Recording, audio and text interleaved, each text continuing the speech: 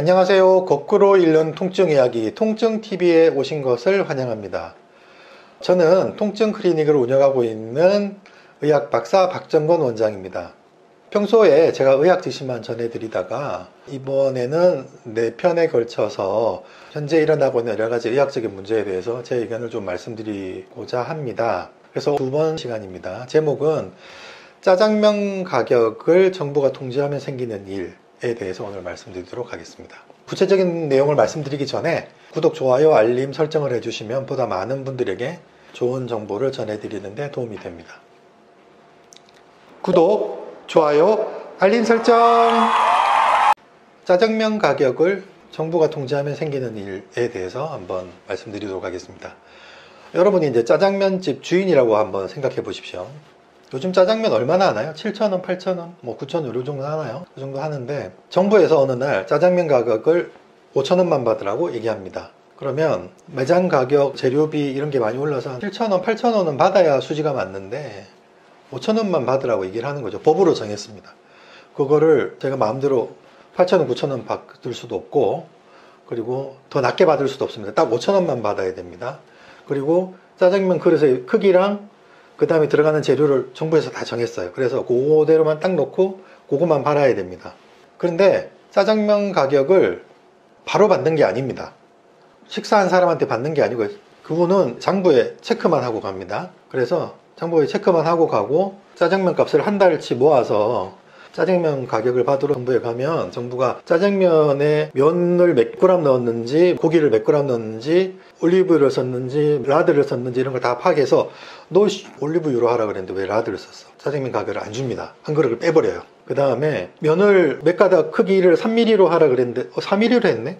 4mm로 하면 안 되잖아. 3mm로 하라 그랬는데 그래가지고 그 짜장면 가격을 빼버리고 안 줍니다. 그래가지고 짜장면을 100그릇 팔았는데 91그릇 정도 가격만과 10그릇은 돈을 받지를 못해요. 여러분 그렇게 하시면은 짜장면 장사 하시겠습니까? 그럼 저는 어떻게 영업해야 돼요? 그럼 너 탕수육 팔아. 탕수육 팔 수 있잖아. 탕수육 팔아서 그거로 남는 걸로 중국집 운영해. 근데 짜장면은 5,000원 받으라고.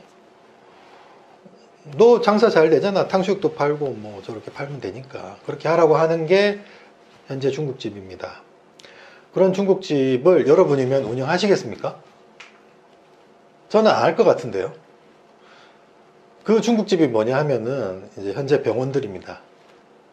현재 병원들은 어떻게 돈을 받냐면 정해져 있는 원가의 한 80%에서 70% 정도, 특히 이제 필수 의료일수록 60%까지 해서 50%까지 떨어지는 원가로 돈을 받습니다. 그 돈을 다 주진 않고 어떻게 하냐면 심평원에서 검사를 합니다. 그러면 자기들만의 가지고 있는 논리로 이거는 과잉진료 할 필요 없었어. 나는 인정 못해. 그리고 삭감을 시킵니다. 삭감은 돈을 그냥 못 받는 거예요. 외상이니까. 그래서 돈을 받으면 원가의 한 60에서 70% 정도 보통 그렇게 돈을 받습니다. 그걸로 이제 병원 운영을 다 해야 되는 거예요. 안 되겠죠. 안 되니까 할 수 있는 게 뭐냐면 병원에서 이제 비급여 진료라는 걸 합니다. 그래서 비급여를 많이 하면 할수록 이게 유지가 되는 거고, 비급여를 못하고 필수 의료만 해야 되고 청구만 할 수 있는 그런 과들은 수익이 적은 거죠. 특히 이제 그 극단에 있는 게 보면은 어떤 거냐면 이국종 교수가 했던 중증외상센터 같은 것들이 그 극단에 있습니다. 그분들은 청구한 거 한 절반도 못 받을걸요? 다 삭감당할걸요? 그래서 한 사람당 뭐 100만원, 200만원 손해본다는 얘기도 있고, 그리고 한 달에 몇 억씩 적자가 나기 때문에 그 부서는 유지할 수가 없는 겁니다. 그래서 이국종 교수님도 아주대에서 오래 하셨는데 결국에는 그 적자를, 누적 적자를 이기지 못하고 사임하고 나가셨죠. 지금은 육군병원에 계십니다. 병원에서 유지하면 좋은지는 알겠는데 계속 적자가 나는 겁니다. 그래서 유지를 할 수가 없습니다. 뭐 그런 장사가 다 있냐고요? 현실에 존재합니다. 현재 병원들은 다 그렇게 운영하고 있습니다. 짜장면 팔아서 생긴 손해를 메꾸는 식으로 운영을 합니다. 대학병원들은 장례식장도 있고 식당도 있고 뭐 매점도 있고 이래서 수익 사업을 많이 할 수 있습니다. 그래서 그 돈으로 모아서 소아 중환자실이라든지 신생아 중환자실, 중증외상센터 같이 이렇게 적자가 날 수밖에 없는 과들을 이렇게 메꿔줍니다. 그렇게 해서 운영하는 게 현재 병원들입니다. 아까 짜장면집 말씀드렸죠. 탕수육 팔아서 남긴 돈으로 짜장면 팔아서 생긴 적자를 메꾸면서 하는 그런 가게가 있다면 여러분은 하시겠냐고요? 보통은 안 하실 겁니다. 그런 장사가 어디 있냐 그러실 겁니다. 보통 그런 거를 감수하고 현재 병원들은 다 운영을 하고 있습니다. 근데 이게 영원히 갈 수 없는 시스템이라는 거죠. 초반에는 의료보험을 처음 만들었을 때 뭐 40년, 50년 전에 의사 선생님들은 돈을 많이 버셨어요. 그래서 그런 적자 구조를 용인을 하셨습니다. 선배들이. 적자가 되더라도 우리가 환자를 돌보겠다. 그래도 보다 많은 사람들이 의료보험에 가입할 수 있도록 해주겠다는 선한 마음으로 이렇게 적자 구조를 처음부터 만들어서 이때까지 끌고 오신 거예요. 그런데 그게 이제 30년, 40년 이렇게 되니까 더 이상 유지가 할 수 없는 구조가 된 겁니다. 그래서 이국종 교수님 같은 분들도 중증 외상 상태를 더 이상 하지 못하시고 손 털고 나가실 수밖에 없는 그런 구조가 만들어진 거죠.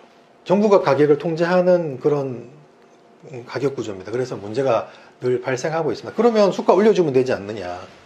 그래서 중증 필수 의료에서 수가를 많이 올려줘서 그분들이 열심히 활동을 해서 의료에서 돈을 많이 벌 수 있도록 해주면 되지 않느냐. 그러면 여러분들의 건강보험료가 많이 올라가야 됩니다. 그것도 건강보험료 올라가는 거 싫잖아요. 그래서 답이 없는 겁니다. 건강보험료를 많이 올리고 필수의료에서 수가를 많이 올려주면 금방 해결됩니다. 근데 그 건강보험료 올리는 게 쉽나요? 여기 메꾼 거를 이 돌을 빼서 여기를 메꾸고 이 빈 돌을 또 여기서 빼서 메꾸는 걸로 30년을 버틴 것이 현재 한국의 의료보험입니다. 그리고 아무것도 모르는 전공의들 일주일에 100시간, 120시간씩 갈아 넣어서 돌아가던 게 현재 한국의 대학병원들이고요.